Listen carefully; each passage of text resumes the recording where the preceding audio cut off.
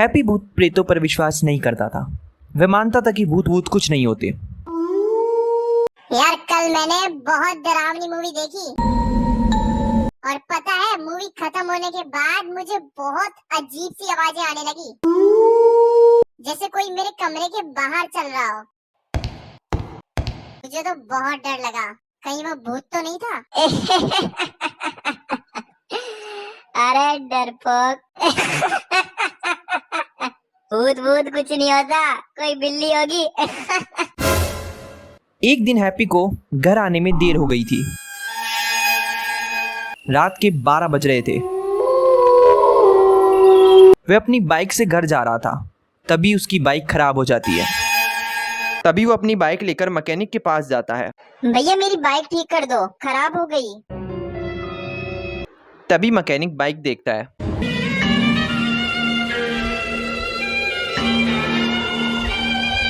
Mechanic tyre check करता है और बोलता है, साहब इसका तो पंचर बनाना पड़ेगा और अभी मेरे पास सामान नहीं, आप इसे कल ले जाइएगा। वो पैदल ही घर जाने लगता है।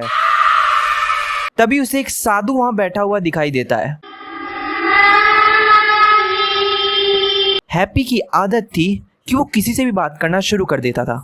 वो साधु से भी बात करने लगा। बात ही बात में उसने कहा, बाबा मैं किसी भी भूत प्रेत को नहीं मानता हूँ, ये सब लोगों के दिमाग का वहम होता है। अभी मेरा दोस्त होता तो इतनी रात को भूत प्रेत से डर के एक कोने में बैठ गया होता। तभी साधु कहता है, तुम चाहे भूत प्रेत को मानो या ना मानो, लेकिन ये मत बोलो कि भूत प्रेत नहीं होते, भूत होते हैं। ओ कम ऑन बाबा जी।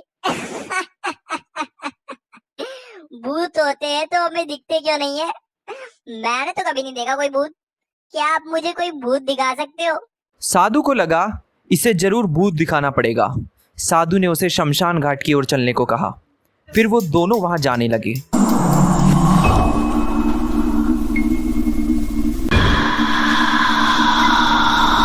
वह शमशान घाट पहुंच गए। साधु जमीन पर लोहे की कील गाड़ने लगा। फिर उसने सफेद धागा बांधा। लो इसे पकड़ लो। अब तो हैप्पी को भी डर लगने लगा था। फिर उसने धागा पकड़ लिया। साधु ने फिर धागे के सामने कुछ बतासे रख दिए और लड़के को सावधान किया। सावधान,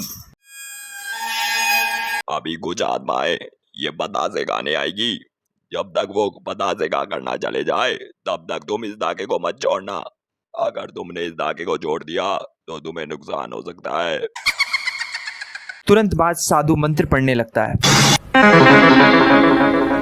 ओम ऐं ह्रीं क्लीं चामुंडाय विजय नमः। अब तुम आंखें बंद कर लो और फिर खोलो। उसे विश्वास नहीं होता, वहां पर 4 आत्माएं थी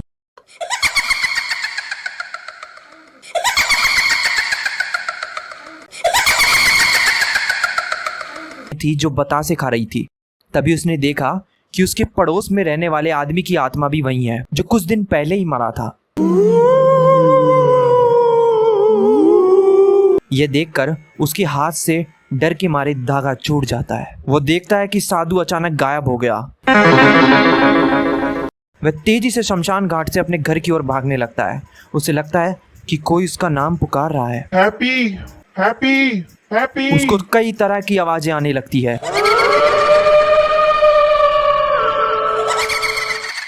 लेकिन वह पीछे मुड़कर नहीं देखता है। अपने घर पहुंचने के बाद उसने यह सब अपने माता पिता को बताया और फिर अपने कमरे में जाकर सो गया।